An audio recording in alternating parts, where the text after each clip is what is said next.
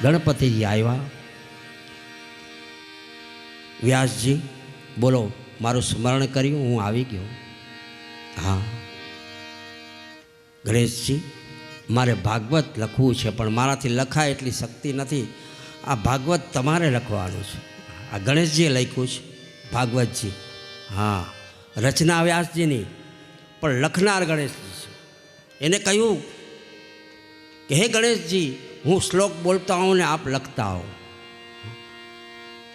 વ્યાસજી શ્લોક બોલે છે, ગણપતિ લખે છે. પછી વ્યાસજીને થોડુંક કામ કરવાનું હોય વ્યવહારિક, તો ગણેશજીને અઘરો શ્લોક આપી દે કે આનો તમારે અર્થ કરી અને લખવાનું છે. ગણેશ એ બુદ્ધિશાળી હતા, એટલે એ શ્લોકના અર્થ કરી શકે.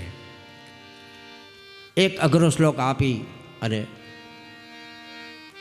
પોતાનું કામ કરી આવે. ત્યાં તો ગણેશજીને વાર લાગે. ત્યાં તો ભગવાન પાછા વ્યાસજી આવી જાય, પછી બીજો શ્લોક આપે. આમ ભાગવતજીની રચના કરી 18,000 શ્લોકની વ્યાસજીએ. પછી રચના કર્યા પછી વિચાર આવ્યો કે આ હવે આપવું કોને? આપણે વારસો છે એ કોને આપવો? કોઈ મકાનનો વારસો આપે, વિલ બનાવે, આમ મકાન મારા નામનું કરી દેજો. પણ અહીંયા તો ભાગવતમાં વારસો છે, અહીંયા વારસામાં ભાગવત છે. હવે કોને આપવું?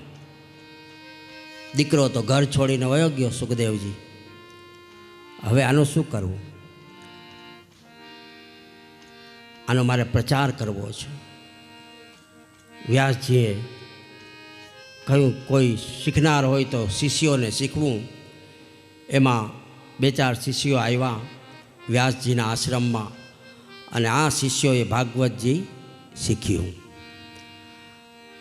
પછી વ્યાસજીએ કહ્યું કે તમે 4 શિષ્યો 4 દિશામાં જાઓ, આ શ્લોકનું પઠન કરો, અને આ શ્લોક સાંભળી અને મારા દીકરાને ભાગવતમાં પ્રીતિ જાગશે ને તો દોડતો દોડતો મારી પાસે આવશે. તમે જાઓ. શિષ્યો બધા એક ઉત્તરમાં, એક પૂર્વમાં, પશ્ચિમમાં, કોઈ ગંગા કિનારે, કોઈ યમુના કિનારે આમ ફરતા ફરતા જાય અને શ્લોકનું પઠન કરતા જાય.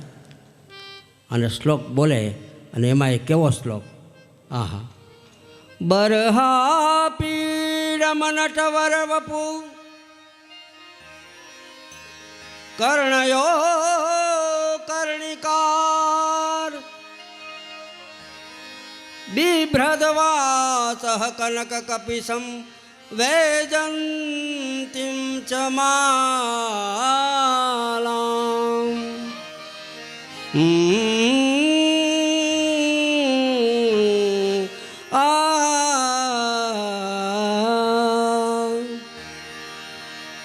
રંધ્રાન વેણુરધર સુદયા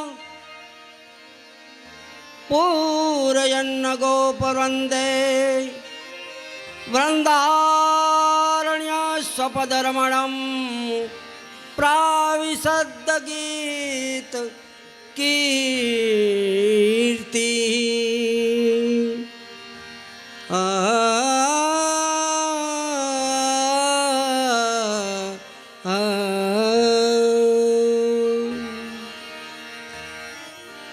બરહા પીડમ નટવરવરપુ. આટલા સુંદર મજાના શ્લોક બોલતા બોલતા શિષ્યો ગયા ત્યાં ગંગા કિનારે આવ્યા. સુખદેવજી દોડ્યા કે આટલો સરસ શ્લોક કોણે લખ્યો? શિષ્ય બોલ્યા, આ શ્લોક કેવો સુંદર છે. અને સુખદેવજીએ એનો અર્થ કર્યો આ શ્લોકનો. બરહા પીડમ નટવરવરપુ. બરહા પીડમ એટલે શું? મોરનું પીછું. મારા લાલાએ, મારા કૃષ્ણએ મોરનું પીછું મુગટો પર ધાર્યું છે. કર્ણયો કર્ણિકાર. કર્ણ એટલે કાન, કર્ણિકાર એટલે કરેણનું પુષ્પ. આહા, જેના કાનમાં કરેણનું પુષ્પ ખુસેલું છે. બિભ્રદવાસઃ કનક કપિશં વૈજયંતીમ ચ ચમાલામ, ગળામાં સુંદર વૈજયંતીની માળા પહેરી છે. રંધ્રાન વેણો રધર સુધયા પૂરયન્ન ગો પૂર્વંદે. ગોપીઓના ટોળામાં વૃંદ એટલે ટોળું વેણું વગાડે છે. રંધ્રાન વેણુ અધર સુધયે, હોઠ ઉપર અધર. રંધ્રાન વેણુ અધર સુધયા પૂરયન્ન ગો પૂર્વંદે. વૃંદાવન અરણ્ય સ્વપદ રમણમ પ્રવિશદ્ધ ગીત કીર્તિ. આહા, સુંદર શ્લોકનું વર્ણન કર્યું સુખદેવજીએ કે મારો વાલો, મારો કૃષ્ણ મોરનું પીછું ધારણ કર્યું, કાનમાં કરણી રાખ્યા છે, ગળામાં વૈજયંતી માળા, અષ્ટોધર પર સુંદર મજાની વેણુ શોભી રહી. મારો વાલો વેણુનો નાદ કરે. આ શ્લોક કોણે લખ્યો? આ શ્લોક કોણે લખ્યો? શિષ્યો કે આ તો વ્યાસજીએ લખ્યો, અમે ના શિષ્ય છે. વ્યાસજી, ઓ તો મારા પિતા, મારા પિતા. જો હવે પિતા આવ્યું અને દોડતો દોડતું વ્યાસજીના આશ્રમ પાસે આવ્યો. પિતા પિતા પિતા. વ્યાસજીના આંખમાંથી હર્ષના આંસુ આવી ગયા. જે દીકરો ઘર છોડીને વયો ગયો હતો એ પાછો આવ્યો, પણ શેના માટે? આ ભાગવત લેવા માટે આવ્યો, વારસો લેવા. મને આ ભાગવતજી મને ભણવું છે, મને આપો. વ્યાસજી કે મારે બસ આ જ જોતું હતું, આને લાયક મારો દીકરો છે. સુખદેવજી, આ હું ભાગવત એને સોંપું છું. અને એ ભાગવતજી એ સુખદેવજીને આપ્યું. અને સુખદેવજી ભાગવતજી લઈ અને ફરી પાછા ગંગાના કિનારે આવી ગયા. સુંદર, જેને ભગવાનમાં પ્રીતિ હોય ને એને સામેથી પુસ્તક મળી જાય, એને ગોતવા જવાની જરૂર ન પડે. સુખદેવજીને કૃષ્ણમાં બહુ પ્રીતિ હતી કે એના ગુણગાન ગાઉં, એના ગુણગાન ગાઉં, પણ કેવી રીતે ગાઉં?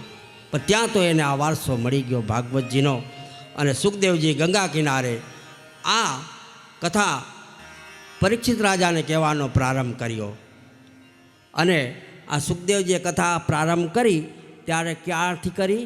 તો કે મહાભારતના યુદ્ધથી કથા પ્રારંભ કરી છે. કૌરવ અને પાંડવો વચ્ચે જે યુદ્ધ થયું એ 18 દિવસનું મહાભારતના યુદ્ધની કથાથી પ્રારંભ કર્યો.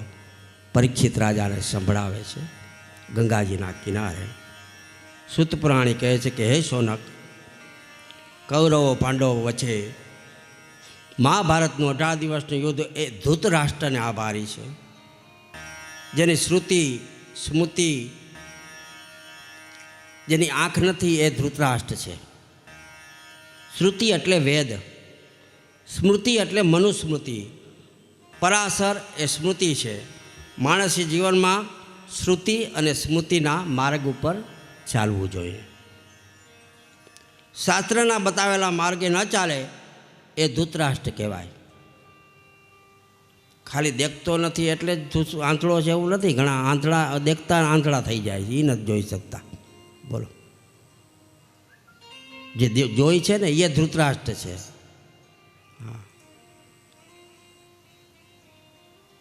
ઘણા એવામાં ધૃતરાષ્ટ્ર બેઠો છે કે જેનામાં તારા મારાનો ભેદભાવ છે. એ ધૃતરાષ્ટ્ર છે. જેને જેને જેને ચોખ્ખું નથી દેખાતું એ ધૃતરાષ્ટ્ર છે. 18 દિવસનું યુદ્ધ હાલ્યું. એમાં 18મા દિવસે ભીમ અને દુર્યોધન વચ્ચે ગદા યુદ્ધ થયું. ત્યારે કૃષ્ણ, બલરામ અને કૃપાચાર્ય, કૃતવર્મા બધા ત્યાં હાજર છે. અને આ ખોટો ઝઘડો કરાવનાર કોણ છે? દુર્યોધન. એક શબ્દ ઉપરથી આ મહાભારત રચાણી, એક જ શબ્દ ઉપરથી. દુર્યોધનને વધાર નહોતું કે એની સાથળ ઉપર જો લાગે ને ગદા તો જ મરે. આની ભીમને ખબર નથી અને યુદ્ધ ચાલે છે. ભગવાન ત્યાં હાજર હતા પણ ઊભા ઊભા હસે છે. હા, જોઉં શું કરે છે ભીમ. અને ભીમ વળી એમ કે આ ઊભા ઊભા જોઈએ છે ને વળી હસે છે, કારણ કે ઉપાય બતાવો આનો. ઈશારાથી કીધું કે આને મારવો કેમ. કારણ કે ભગવાન બહુ હોશિયાર છે. ભગવાન પોતે સમજે કે સલાહ વગર કોઈને સલાહ આપવી નહીં, માગ્યા વગર. હા, એમાં 3 જણાને તો ન આપવી. હા, સલાહ. એક બળવાન, એક ધનવાન અને એક વિદ્વાન. આ 3ને સલાહ ના અપાય. હા, ભગવાન બહુ હોશિયાર હતા.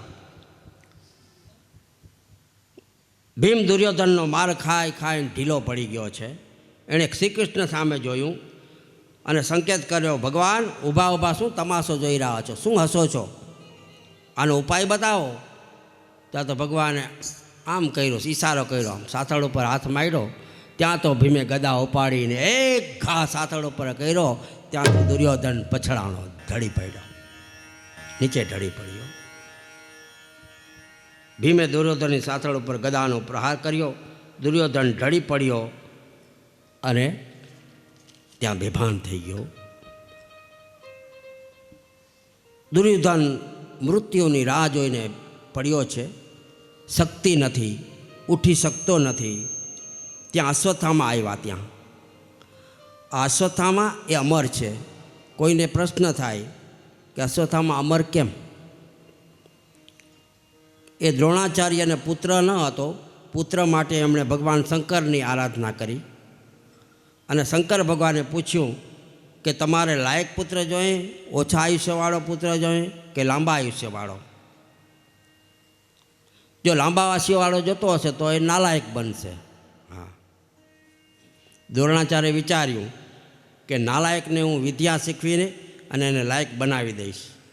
એટલે એમણે લાંબા આયુષ્યવાળો પુત્ર માગ્યો.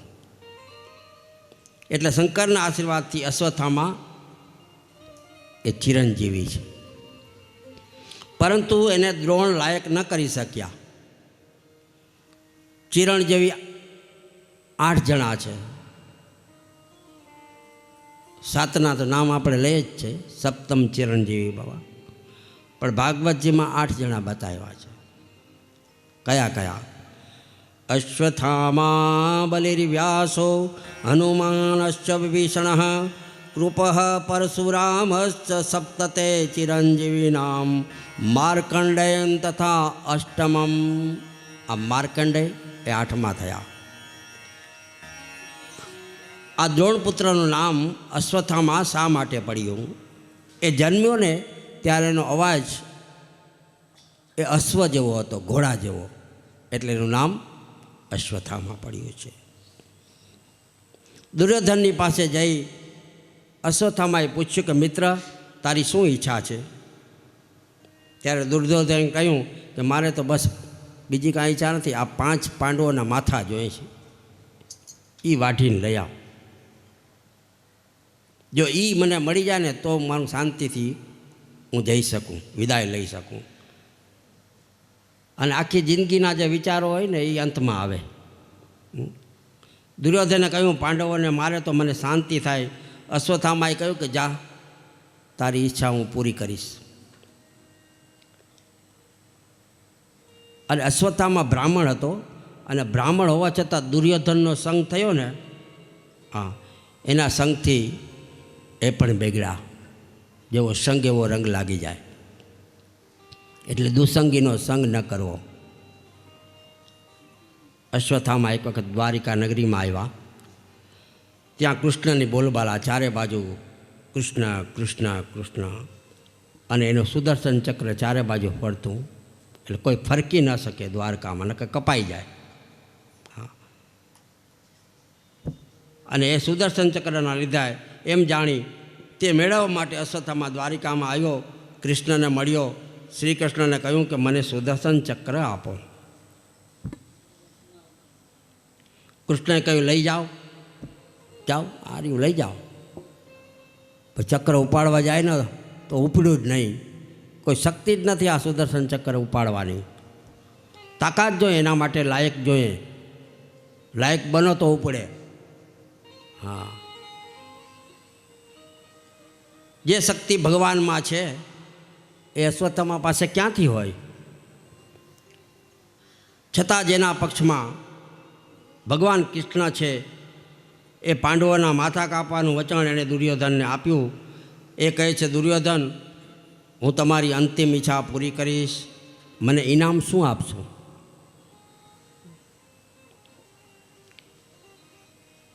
અશ્વત્થામા કહે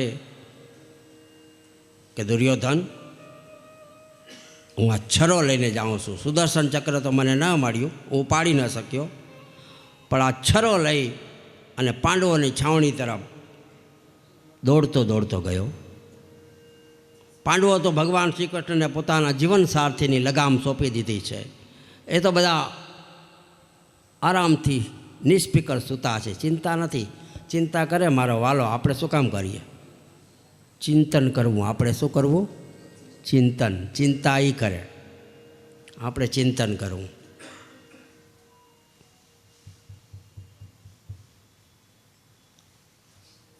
પાંડવો રોજ સવારે ઉઠી ભગવાનની પ્રાર્થના કરતા. 18 દિવસનું આજે યુદ્ધ પૂરું થયું. વિજયના હર્ષમાં પાંડવો ઊંઘતા હતા બધા. ત્યાં કૃષ્ણએ આવીને કહ્યું કે તમે ઊંઘો છો શું? આજે આપણે અહીં નથી રોકાવું, ગંગાના સામે કિનારે જઈએ. ભગવાન દ્રૌપદીના પુત્રોને કહે છે, હાલો તમે અમારી સાથે ગંગા કિનારે સામે જઈએ. પણ પાંડવોના પુત્રો એનું માન્યા નહીં. અમારે નથી આવું. ભગવાનની વાત ન માની જો આ છોકરાઓએ,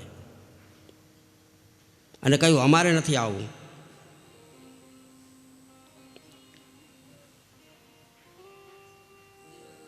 પાંડવોના પુત્રો કહે કે અમારા પિતા તો આ કૃષ્ણ કહે એમ જ કરે છે બધું, અમારે નથી કરવું. અમે નક્કી કર્યું છે, અમે અહીંયા જ રહેવાના છે, અહીંયા જ સૂઈ જાશું. અને દ્રૌપદીના આ 5 પુત્રોએ ભગવાનની આજ્ઞા ન માની અને ત્યાં જ સૂઈ રહ્યા. ઠાકોરજીની આજ્ઞા ન માનવી એ કુમતી છે, અને એની બુદ્ધિ વિનાશ થઈ જાય. એટલે કીધું છે, વિનાશ કાળે વિપરીત બુદ્ધિ. કોઈ વડીલો આપણે કાંઈ કહેતા હોય ને તો એનું આજ્ઞાનું ઉલ્લંઘન ન કરવું, એની આજ્ઞાનું પાલન કરવાનું. એ આપણા માટે સારું કહેતા હોય વડીલો, પણ આપણે વડીલોની આજ્ઞા ગમતી નથી, તમને કાંઈ ખબર ન પડે. આવું તો ક્યારે કહેવું જ નહીં, તમને કાંઈ ખબર ન પડે. આ ખબર પડી તો તમને ડિગ્રી મળી, નકર તમને ડિગ્રી ન મળત. માતા પિતા સિવાય કાંઈ છે જ નહીં. એ હતા તો તમે થયા, ને તમે આવ્યા તો એના જ્ઞાન મળ્યું તો તમે ડિગ્રી મળી. બસ આપણે તો એમ જ કે હું જ કાંઈક કરું છું ને હું જ કાંઈક છું, મને જ બધું આવડે છે. આ ખોટો વેમ ન રાખવો. અહીંયા પાંડવોના પુત્રને એવું જ થયું, અમે તો અહીંયા જ રહેશું, અમારે કોણ શું કરી લેવાના છે. અને આજ્ઞાનું ઉલ્લંઘન કર્યું. કુમતી સુઈજી અને આ બાજુથી અશ્વત્થામા છરો લઈને આવ્યો. છાવણીમાં ગંગાના સામા કિનારે આ દ્રોણપુત્ર અશ્વત્થામાએ પાછળથી આવી અને ઝાડની ડાળીઓને કાપે ને એમ 5 માથા કાપી હાથમાં લીધા. અને આ 5 માથા હાથમાં લઈ અને દુર્યોધન પાસે જાય છે. દુર્યોધને દૂરથી જોયું કે મારા દુશ્મનના, મારા પાંડવોના, એને જોતા હતા પાંડવોના માથા, મારા પાંડવોના માથા આવી ગયા છે. એટલે હર્ષ થયો, ખુશી થઈ. અને જ્યાં નજીક આવ્યો ત્યાં જોયું તો પાંડવોના બદલે પાંડવોના પુત્રોના માથા જોયા. ત્યાં તો એને શોક થયો, આઘાત. ઓહો, આ શું ખોટું કર્યું. હવે એને વરદાન હતું કે હરખ ને શોક જ્યારે ભેગા થાય ત્યારે એનું મૃત્યુ થાય.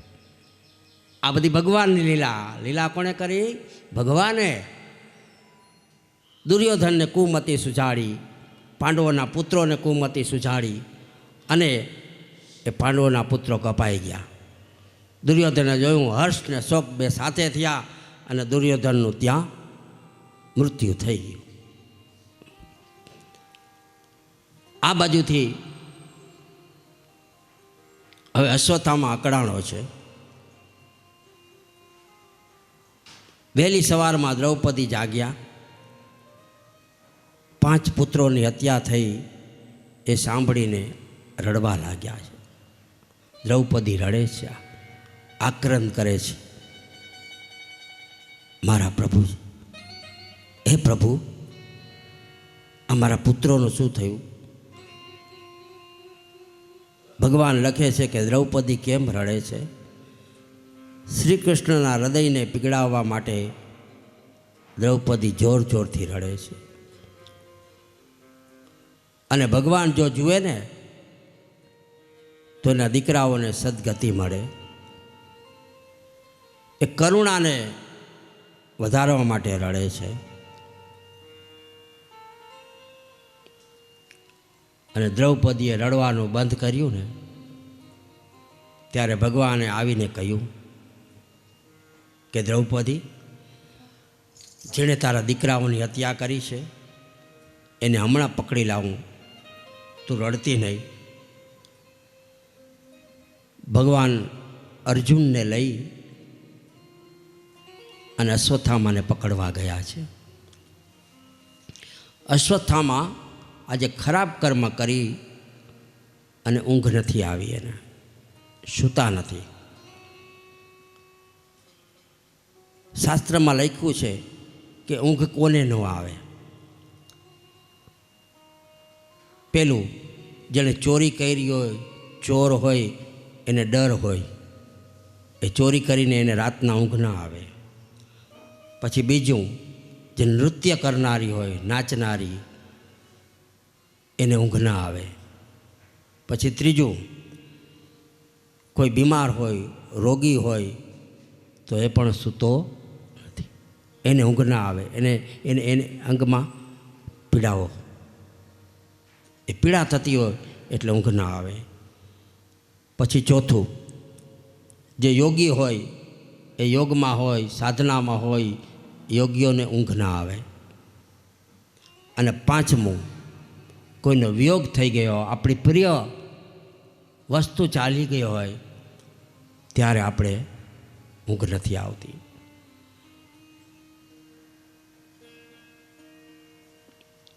આ 5 જણે ઊંઘ ના આવે. બહુ પૈસા હોય એને પણ ઊંઘ ના આવે. આ હાચવવા ક્યાં? કોઈ ચોરી તો નહીં જાય, હવે રાખવા ક્યાં આને? અને હારે 2 જણા રાખવા પડે, હથિયારવાળા. હા, એટલું ટેન્શન હોય, ખૂબ અશાંતિ હોય, કોઈને શાંતિ ન મળે. ઊંઘ ના આવે એટલે ભૂખ ન લાગે, ભોજન ઓછું થઈ જાય, અને ભોજન ઓછું થઈ જાય એટલે માણસ શક્તિહીન બની જાય, એની શક્તિ બધી ચાલી જાય. એટલે ખરાબ કર્મ કરીએ તો આપણી આ હાલત થાય છે. આજે અશ્વત્થામાને બસ એ જ હાલત છે. ખરાબ કર્મ કરી, બાળકોને મારી, આજે એને ઊંઘ નથી આવતી, એને શાંતિ નથી, મનમાં પસ્તાય છે.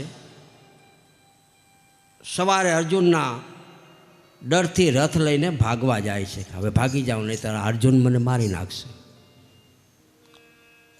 અને દૂરથી જ્યાં જોયો તો ખરેખર અર્જુનનો રથ છે ને એ આવ્યો છે. અને અર્જુનનો રથ જોયો તે ભેગે તો અશ્વત્થામાએ તેજ ઘોડા દોડાવ્યા. આહા! અને છેવટે અર્જુને અશ્વત્થામાને પકડી લીધો અને રથમાં બાંધી અને દ્રૌપદી પાસે લઈ ગયા. દ્રૌપદી તો દયાની દાંડી છે, મહાન સ્ત્રી છે. અશ્વત્થામાને જોઈને દ્રૌપદીએ પ્રણામ કર્યા છે. કારણ કે ગુરુપુત્ર છે, દ્રોણનો પુત્ર. અને ગુરુપુત્ર દ્રોણે અર્જુનને વિદ્યા શીખવી હતી. એ ઉપકાર કેમ ભૂલાય? એ ઉપકાર કેમ ફેલાય? એટલે અશ્વત્થામાને 2 હાથ જોડ્યા. પુત્રોનો હત્યારો છે છતાંય એને હાથ જોડે છે. એ સ્ત્રી મહાન કહેવાય કે જેના પુત્રોને મારી નાખ્યા છે પણ કાંઈ બોલતી નથી, ક્રોધ નથી કરતી અને વંદન કરે છે. ગુરુપુત્ર માની પ્રણામ કર્યા. દ્રૌપદીએ અર્જુનને કહ્યું કે અર્જુન, મુચ્યતામ મુચ્યતામ એ બ્રહ્મણા નિત્ય ગુરુ, આ બ્રાહ્મણને છોડી દો. એ આપણા ગુરુનો પુત્ર છે. જો આને મારશો તો આપણે બ્રહ્મ હત્યાનું પાપ લાગશે.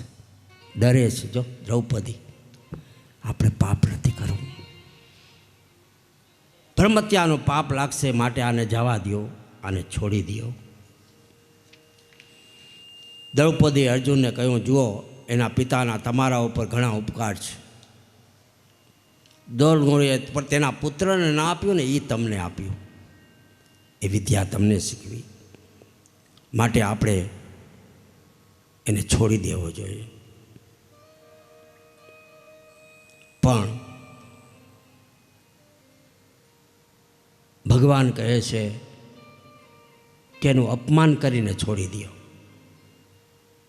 અશ્વત્થામા છે ને, એની શિખા કાપી નાખો. બ્રાહ્મણની કોઈ શિખા કાપે ને તો મૃત્યુ બરાબર છે, અને શિખા કાપાશે એટલે એનું અપમાન થઈ જશે. એટલે અર્જુને એની શિખા કાપી લીધી, અપમાનિત થયો. અશ્વત્થામાને ક્રોધ છોડ્યો, ત્યાંથી નીકળી ગયો. પણ જેના મનમાં વેરનો બદલો લેવાની ભાવના હોય ને, એ ગમે ત્યારે ઝાટકે. એના ઉપર વિશ્વાસ ન કરવો જોઈએ. આ બાજુથી અશ્વત્થામા એને વિચાર આવ્યો કે હું હવે એના આખા વંશને છે ને નાશ કરી નાખું. એના માટે મારે શું કરવું? તો અશ્વત્થામાએ વિચાર્યું કે અત્યારે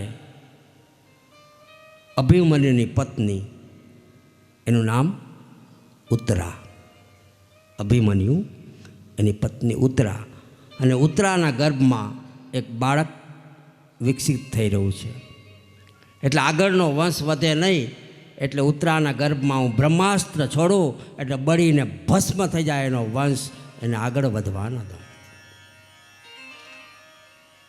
અને અશ્વત્થામાએ બ્રહ્માસ્ત્ર છોડ્યું.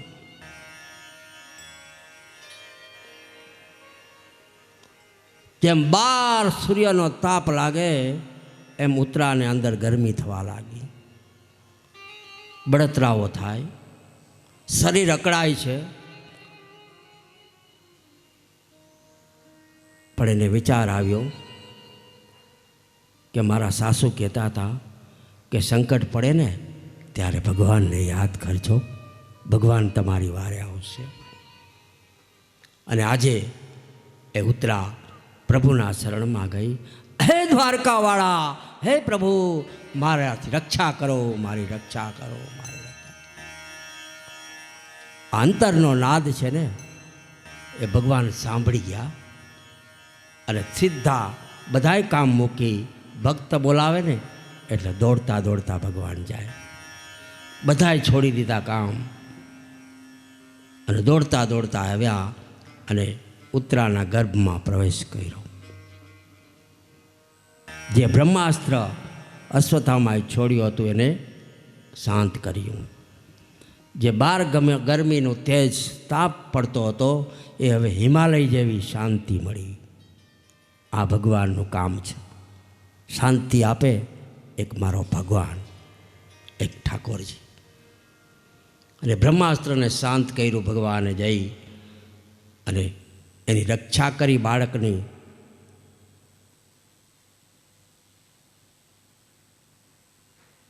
ઉત્તરાને પણ શાંતિ થઈ, બાળકની રક્ષા કરી છે અને એ શાંત થયું. જ્યારે આ બાળકનું પ્રાગટ્ય થયું ત્યારે એનું નામ પછી રાખવામાં આવે તો પરમેશ્વરથી એની રક્ષા થઈ હતી. આ બાળકની શેનાથી રક્ષા થઈ? પરમેશ્વરથી. પ એટલે પરમેશ્વર, રક્ષા એટલે રક્ષમું, એટલે એનું નામ પડ્યું પરીક્ષિત. પરક્ષિત, પરીક્ષિત. ભગવાને જેની રક્ષા કરી છે એવા પરીક્ષિત ઉત્તરાના ગર્ભમાં ગયા ત્યારે ભગવાને અંગૂઠા જેવડું રૂપ ધારણ કરી લીધું હતું.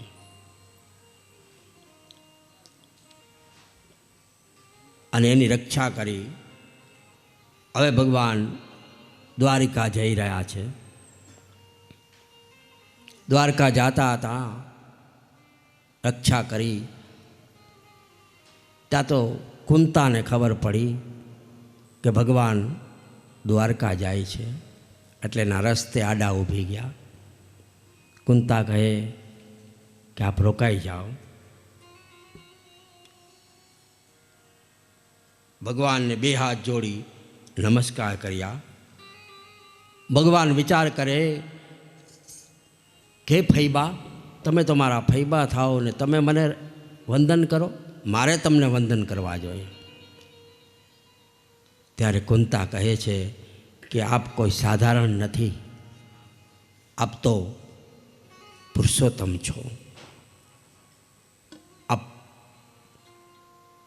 બે પગવાળા ને બે હાથવાળા નહીં, આપ હજારો હાથવાળા થઈ શકો છો. ફૈબા, આદિપુરુષ તો 4 મોઢાવાળા બ્રહ્મા છે, હું શું બ્રહ્મા થોડો છું? કુંતાજી કહે કે પ્રભુ ના ના, એવું કાંઈ નથી. પ્રકૃતે પરમ. ભગવાન કહે કે ફૈબા, હું તમારા કહેવા પ્રમાણે ભગવાન હોઉં તો શિશુપાલે મને ગાળો કેમ દીધી?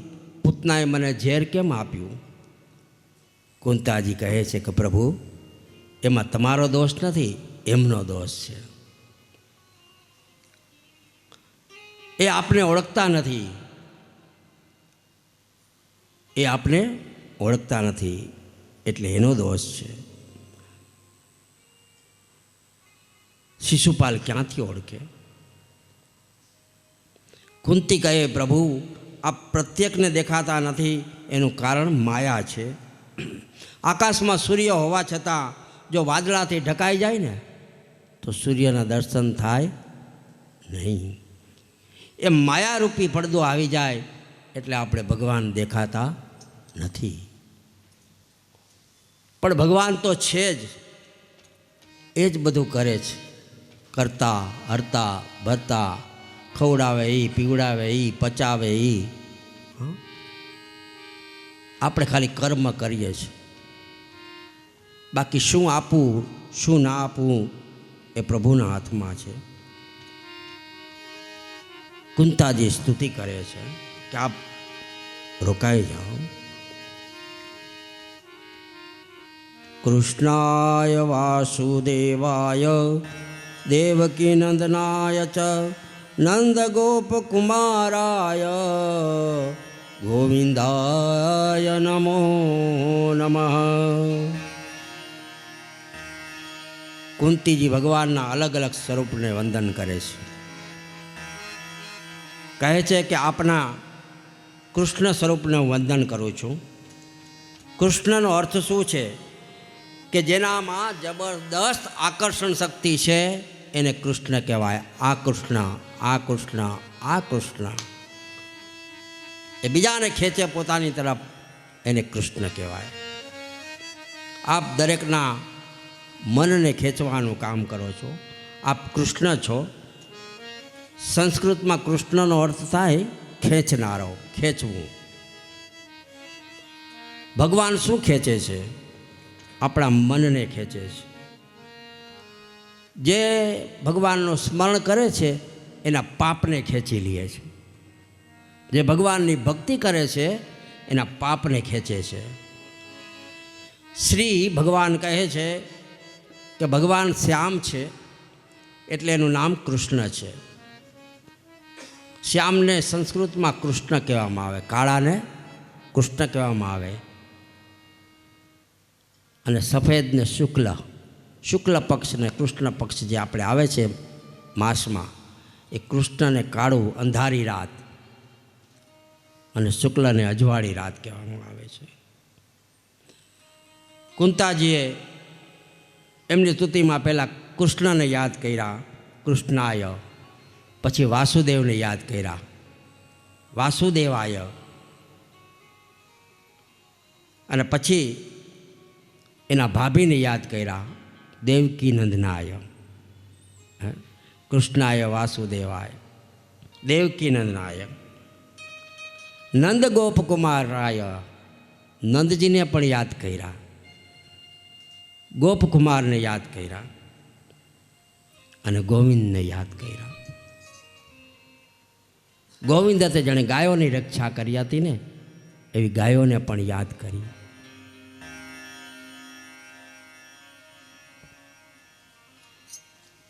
પ્રભુને ગાયો બહુ વાલી છે. ઇન્દ્રએ જ્યારે વરસાદ નાખ્યો એમાં ગાયો ન તણા જાય એના માટે ભગવાને 7 દિવસ સુધી ગોવર્ધનને ધારણ કર્યો. સંસ્કૃતમાં ગો એટલે ગાય થાય, ગો એટલે ઇન્દ્રિયો પણ થાય. કુંતાજી કહે, હે પ્રભુ, વૃંદાવનમાં ગાયો આડાઓડે રસ્તે જતી હોય ને, અરે ત્યારે એનું નામ જપે, કૃષ્ણ કૃષ્ણ કૃષ્ણ, તો ગાયો પણ કૃષ્ણને ચાહે છે. ભગવાન ગાયો ચરાવવા જતા ને ત્યારે ગાયો દૂર દૂર જાય ને તો એને વેણુનો નાદ કરે ને, એ વેણુનાદથી ગાયો ખેંચાય અને ભગવાન પાસે આવી અને એને ચાંટન કરવા લાગે. ચાંટન, ભગવાનને ચાટે છે ગાયો. કુંતાજીએ ભગવાનના અનેક ઉપકારોનું સ્મરણ કર્યું. ભગવાને સગી મા એટલે દેવકીના 6 પુત્રોને મરવા દીધા, પણ કુંતીનો એક પણ પુત્રને મરવા ન દીધા. કેટલો ઉપકાર કહેવાય. શ્રી કૃષ્ણએ કહ્યું, ફૈબા, હું દ્વારકા જાઉં છું, ફરી બીજી વાર ભેગા થવાય કે ન થવાય, તેથી તમારે માગવું હોય તેમ માગો. ભગવાન પ્રસન્ન થયા. કુંતે ઘણી પ્રાર્થના કરી, રોકાવો, પણ મારે દ્વારકા જવું પડશે, હવે તમે માગી લ્યો. ત્યારે કુંતાએ શું માગ્યું? વિપદ સંતુન સસ્વતત્ર તત્ર જગદગુરુ ભવતો દર્શનમ યસ્યાદ પુનર્ભવ દર્શનમ. હે પ્રભુ, હું એ માગું છું, કોઈ મને જન્મો જન્મ વિપત્તિ આપો, સંકટ આપો, સંકટ આપો. અહીંયા વિપદ લખ્યું છે, વિપદ હ, વિપદ નહીં, વિપદ હ. વિપદ, વિપદ હ અને વિપદો, આમાં ઘણો ફરક. વિપદ એટલે એક વચન થાય, વિપદ ખાલી સાધારણ એક વચન. દ્વિવચન વિપદો, અને ઘણું બધું બહુવચન વિપદ એ બહુવચન. એટલે અમને ઘણું બધું દુઃખ આપો, ઘણું બધું દુઃખ આપો, બહુ દુઃખ આપો. ભગવાન પાસે દુઃખ માગ્યું, કારણ કે સુખમાં આપણે ભગવાનને ભૂલી જાય, દુઃખમાં ભગવાન આપણી સાથે રહીએ. દુઃખમાં બધા ભેગા રહીએ, સુખ બધાને નોખા કરાવે છે. સુખ માગીએ ને, એ સુખ નથી માગ્યું, સમજી લો તમે દુઃખ માગ્યું છે. અને દુઃખ માગ્યું એ તમે દુઃખ નથી માગ્યું, સમજી લો તમે સુખ માગ્યું છે.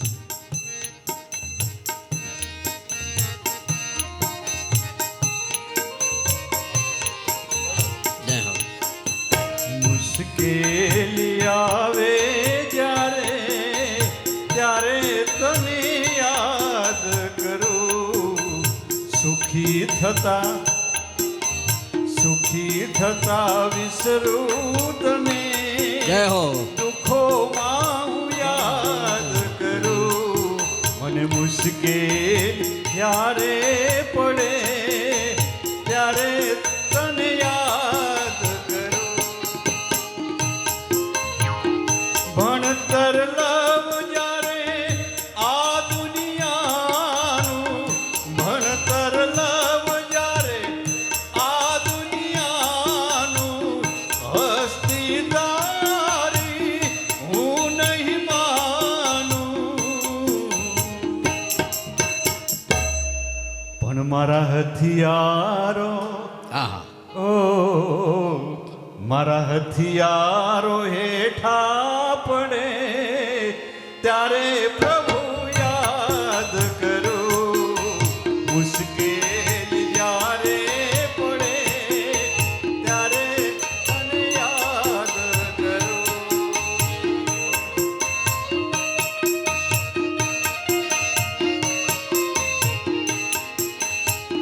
સાથ દે જ્યારે બે સંગાથી ગજ ગજ ભૂલે મારી સાથી સાથે હોય જ્યારે બે સંગાથી ગજ ગજ ભૂલે મારી સાથી પણ જ્યારે એકલડા બધાની હારવાર જવું પડે તો ન વાંધો આવે આહા. પણ એકલડા મરવું પડે ક્યારે બને? મારે એકલડા મરવું પડે ત્યારે પ્રભુ યાદ કરું મુશ્કેલ જ્યારે પડે ત્યારે પ્રભુ યાદ કરું સુખી થતા